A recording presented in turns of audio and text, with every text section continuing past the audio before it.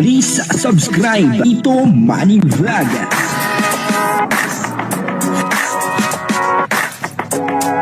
Payagan po si Tito Manny Vlog na mag-reactor para pambiling gamot sa kanya pong karamdaman. Birador, basher nga po ba ng Mikris? Grabe naman, talaga nga namang si Birador ay basher daw po ng Mikris. Pag-usapan po natin yan at syempre bibigyan po natin yan ng konting reaction. Papanoorin po natin yung video. Pero bago po yan, syempre ako muna po yung mga bati sa inyong lahat ng magandang umaga, magandang tanghali at magandang gabi sa inyong lahat mga kapatid. Saan man kayo ng panig ng mundo naroon ngayon ay mag-iingat kayo palagi at pagpalain kayo ng ating Panginoon. Maraming salamat din po sa patuloy na tumatangkilik sa aking YouTube channel at nanonood sa aking video reaction. Patuloy lang po natin suportahan sila Kuya Bal Santos Matubang, Kalinga Prab, at Ed the Vlog, Jack Napia, at syempre mga kasamahan ko pong reactor sa Kalingap, ganun din po yung mga charity vlogger na Kalinga partner. Ito po yung video kung saan ay may katanungan na si Birador ay basher na nga po ba ng Mikris. Papanoorin po natin yung video at ang kabuuan po ng video ito ay mapapanood po natin sa YouTube channel ni Birador. Ayun supportahan po natin Birador. Ito po yung video, panoorin po natin. At sa lahat ng ating mga viewers, mega love shoutout po sa ating lahat mga kaibigan. So kung kahapon nga mga kaibigan ay napakainit ng live streaming natin at hindi nila pinakikinggan yung ating mga sinasabi at hindi rin nila naiintindihan yung kanilang mga sinasabi at ang mga inuupak nila sa akin dyan ay personal na, kaya tayo ay nainis sa ating live mga kaibigan, mga kalingap.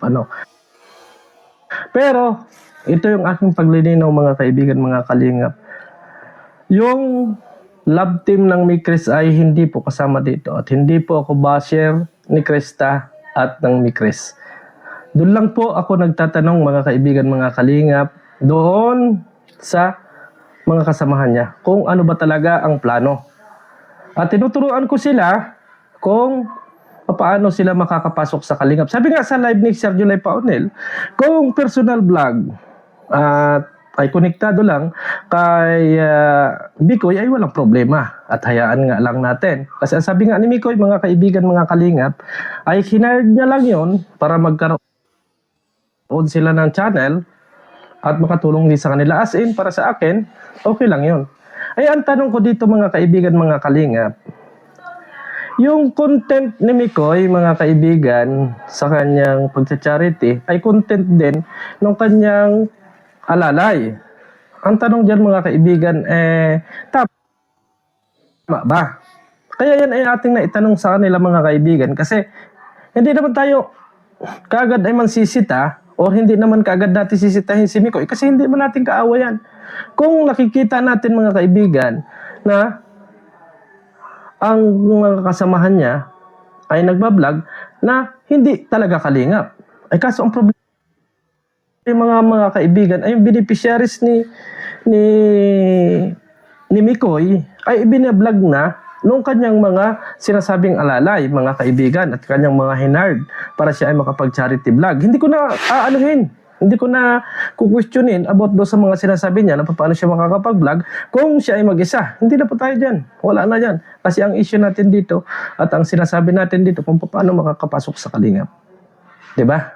Kaya ako yung nagtanong, ano ba talaga ang status ng mga kasamahan mong ito? Kasi magiging vlogger mo lang ba ito?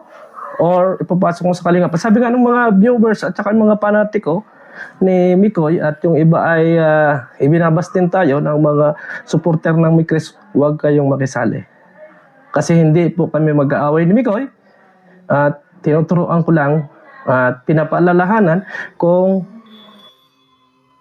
ito ay para sa kanya at hindi po para sa akin ito, mga kaibigan. Ang tinatanong natin, mga kaibigan, mga kalingap, ano ba talaga ang plano? What is the plan? Kasi nga mga kaibigan, yung beneficiaries ni Mikoy, binablog ng kanyang mga kasamahan. Ano ang reason?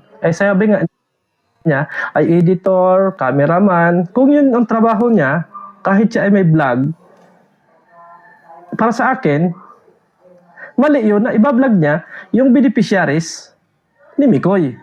Yun po yung punto natin doon. Kaya pinagsabihan natin kung ano ang plano at kung ang plano nila ay sumama dito sa Kalingap, ay magsabi na kaagad or ipaalam. Di ba? Ganoon naman mga kaibigan. Ang problema dito, kinakampihan nyo kaagad si Mikoy at mas pinalalala ninyo. Sa halip na yung aking live kahapon at saka yung content ko kahapon ay tapos na, ay gusto pa ninyong pahabain at idinadamay pa ninyo yung serye ng Mikris. Yan yung kagabi ang sinabi ko. Wag na wag ninyong idadamay ang usaping Mikris or si Krista, mga kaibigan. Kasi hindi po nila alam yung mga bagay na yon. Ang sinasabihan lang po natin dyan ay si Mikoy, kung ano ang plano niya. Sabi nga ni Mikoy, mga kaibigan, mga kalingap, ito, nababato na naman. Hindi ka pinipersonal, bro. Sinasabi ko lang kung ano yung totoo. Kung hindi mo ma-accept at sa tingin mo ay basher ako, walang problema. Yung po, no, doon po sa mga nagsasabi na si Virador ay basher ng Mikris, hindi po. Ano po, maliwanag naman na sinabi ni President Virador na siya ay hindi po basher ng Mikris. Ano? Si Virador po, sa hindi nakakalam, ay presidente ng Karepa. Ang Karepa ay grupo po yan ng mga reactor, ano po, na legit na reactor. Imposible na maging basher po ng Mikris. Etong si Virador. Una-tuna, ang Mikris po ay ang gumawa niyan ay si Kalingap Rab. Ano po, kaya doon po sa nagsasabing si Virador ay basher ng Mikris, hindi po ano. Sa naging topic niya po ay hindi naman po Mikris ang tinatapik niya. Ang tinatapik niya po ay yung tungkol po doon sa mga kasamahan ano po ni Kalingap Mikoy doon sa kanyang pagbo-vlog. Ano po yun po ang parang topic niya ano na kung titingnan po natin ano yung sa rules ng Kalingap ano po medyo may mali doon sa mga nangyayari kay Kalingap Mikoy. Ako po ay isa sa mga sumusuporta no kay Kalingap Mikoy at sa Mikris. Ang sabi nga po ni Virador ay tinuturuan lang po niya ano na etong si Kalingap Mikoy at yung mga kasamahan niya kung paano pumasok sa Kalingap. Ano po, si Kalingap Mikoy maliwanag po na ano po 'yan. Kalingap talaga 'yan. Ano po? Kaya lang siyempre yung mga kasamahan niya po ano ay parang hindi pa po Kalingap. Wala pong problema ano kung yung mga kasamahan niya ay parang empleyado niya no, kumbaga editor niya, yung isa naman ay cameraman or taga-buhat, ano yung isa niyang kaibigan, ano po, ayos po 'yun.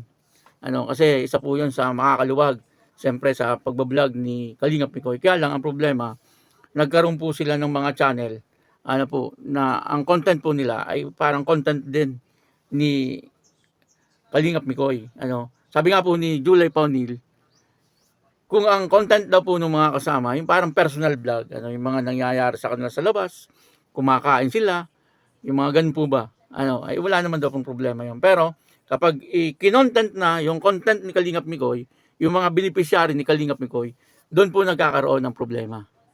Ano po, kasi pag nangyari po yun, parang nakikipag-ugnayan ka po, ano, doon sa hindi Kalingap.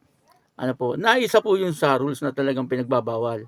Ang sabi nga po ng iba, wala naman daw pong ginagawang masama, ano, etong sila Kalingap Mikoy, nasa pagtulong lang din naman daw. Totoo po yun, ano, ako talagang agree po doon, ano, na talagang ang hangarin nila Kalingap Mikoy ay yung pagtulong, ano, sa ating kapwa na naghihikaw sa buhay. At yun din po ang hangarin ng Kalingap, ano po, yung makatulong talaga sa mga taong naghihirap sa buhay at nangangailangan talaga ng tulong. Ano po, ang pinaka-punto po dito ay yung pong hindi Kalingap kasi yung kanyang mga kasama. Tapos, kino-content po yung content ni Kalingap Mikoy. Ano. Kaya nga po, ang dapat sigurong gawin talaga dyan ni Kalingap Mikoy ay pumunta po siya kay Kuya Bal at kay Kalingap Rob. Ano po, at nang sa ganun, ay mabasbasan din po yung kanyang mga kasama na maging Kalingap. Ano po, medyo may proseso yan ng konti. Bago maging Kalingap. Pero, ang pinakamaganda po niyan, sa huli, siyempre, ay magiging Kalingap na po yung kanyang mga kasama. Hindi naman po hahaba yung kwentong yan. Ano po, at hindi po yan magiging issue. Ano po, ang kailangan lang ay yung sumunod tayo sa rules. At si Kalingap Mikoy ay mabuting tao, mabait na tao. ano po, at hinahangaan ng iba. Totoo po yun. Ano? At kahit po ako, ay nakikita ko po yung kay Kalingap Mikoy. Ano? Kaya lang, yun nga po ang naging problema, yung pagsunod sa rules. Ano po, kaya ipinapaliwanag po ni Birador yung kung paano po yung dapat gawin. Ano po, puntahan lang po siguro si Kuya Bal at saka si Kalingap Rab. Eh, maaayos na po yan.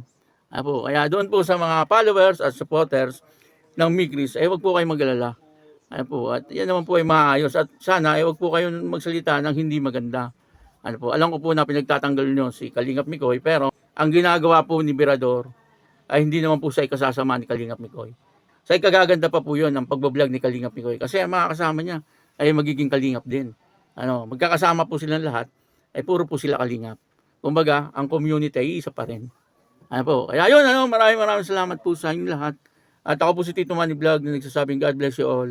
Diyos mabalos.